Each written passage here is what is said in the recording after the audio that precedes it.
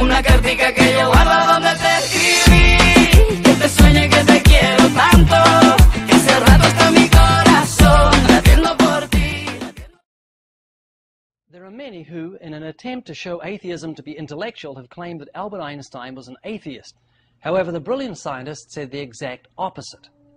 In the view of such harmony in the cosmos, which I, with my limited human mind, am able to recognize, there are yet people who say there is no God. But what makes me really angry is that they quote me for support of such views.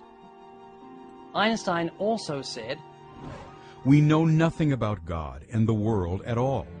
All our knowledge is but the knowledge of school children. Possible we shall know a little more than we do now. But the real nature of things, that we shall never know. Never." He even revealed his insightful mind with, "I see a pattern, but my imagination cannot picture the maker of the pattern. I see a clock, but I cannot envision the clockmaker.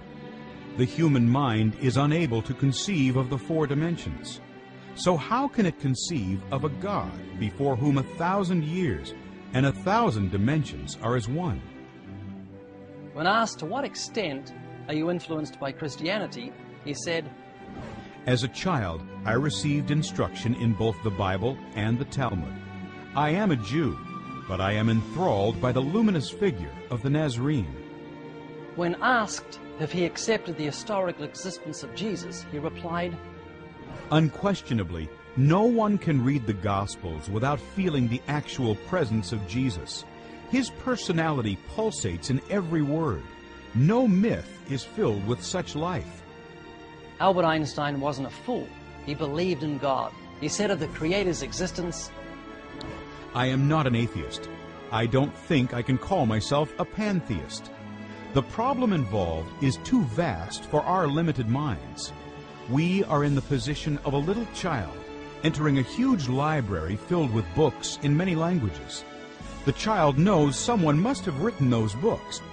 It does not know how. It does not understand the languages in which they are written. The child dimly suspects a mysterious order in the arrangement of the books, but doesn't know what it is. That, it seems to me, is the attitude of even the most intelligent human being toward God. We see the universe marvelously arranged and obeying certain laws, but only dimly understand these laws."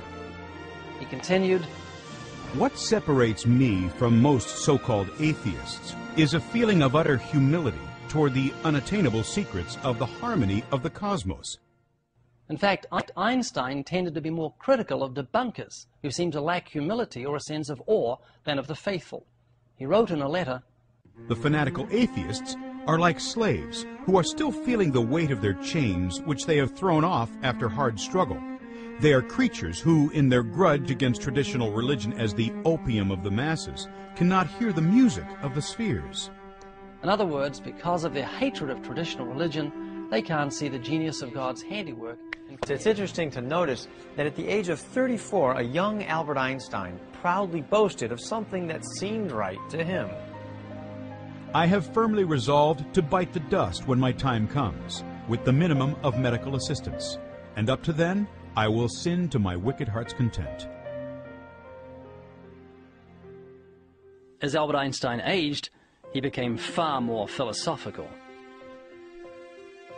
"To one bent on age, death will come as a release.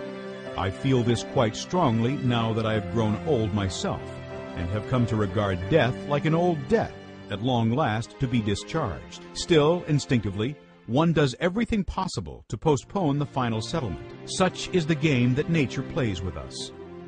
It seems that Albert Einstein spoke biblical truth unawares.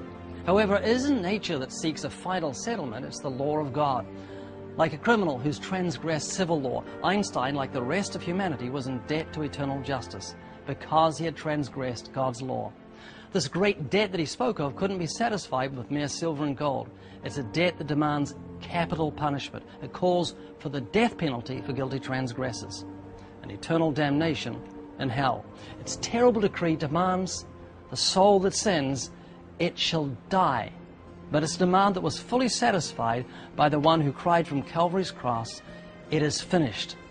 It was paid in full by the precious blood of Jesus. For Christ also suffered once for sins, the just for the unjust, that he might bring us to God.